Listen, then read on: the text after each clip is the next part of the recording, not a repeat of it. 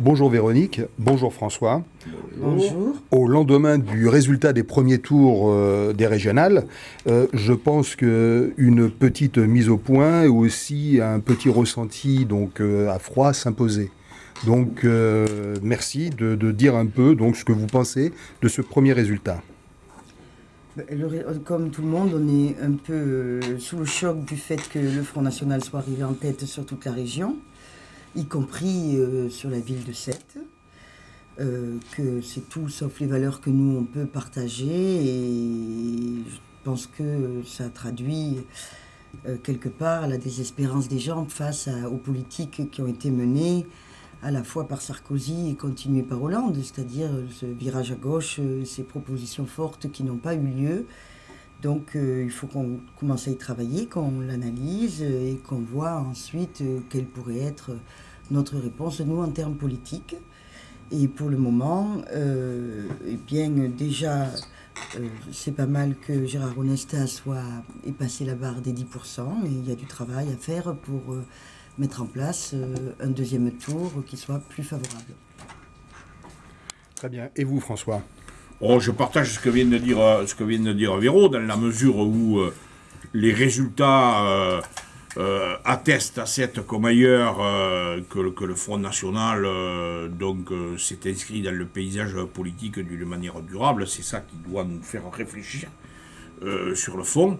Mais ça ne veut pas dire pour autant que ça ne veut pas dire pour autant qu'on ne puisse pas mobiliser, y faire face et le mettre en échec dimanche.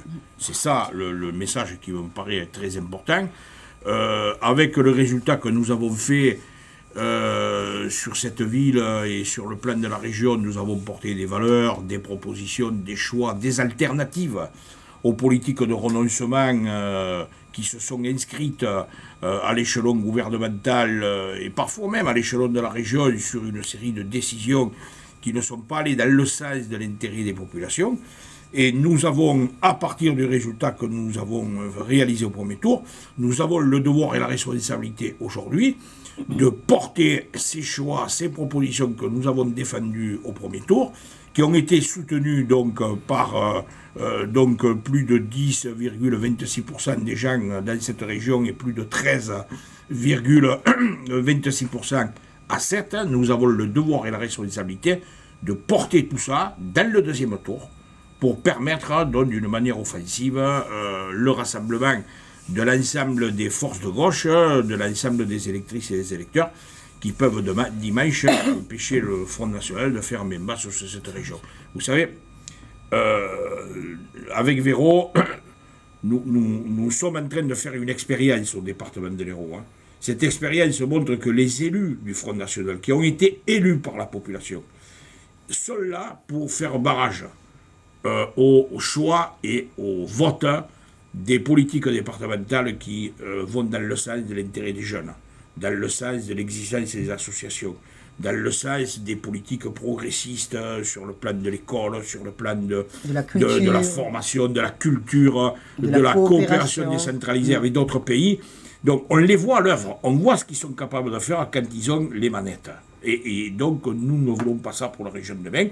Donc, fort des propositions et des choix que nous avons portés, sans rien renier sur, le jugement sévère que nous avons porté sur les politiques de renoncement qui ont été portées à l'échelon national, etc., par le gouvernement actuel, nous allons y aller avec notre bagage, nos propositions, nos choix, l'appui des électeurs qui ont voté pour nous au premier tour, pour ne pas permettre demain au Front National de diriger cette région, pour faire les choix négatifs et profondément antidémocratiques qu'ils sont en train de démontrer aujourd'hui au département de l'Hérault.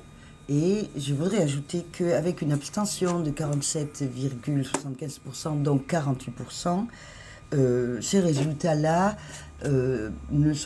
pourraient complètement évoluer. Il faut appeler autour de nous, moi j'appelle, en tout cas nous appelons de nos voeux tous les gens qui ne se sont pas déplacés au premier tour, de se déplacer au second pour, premier objectif, faire barrage au Front National pour défendre les valeurs dont on a tant parlé en ces moments difficile qu'on vient de traverser, c'est-à-dire les valeurs de la République, les valeurs de la démocratie, les valeurs de la liberté, et c'est ça qui est fondamental. Et ce n'est pas en remettant notre destin dans les mains de fascistes que nous défendrons ces valeurs de la République.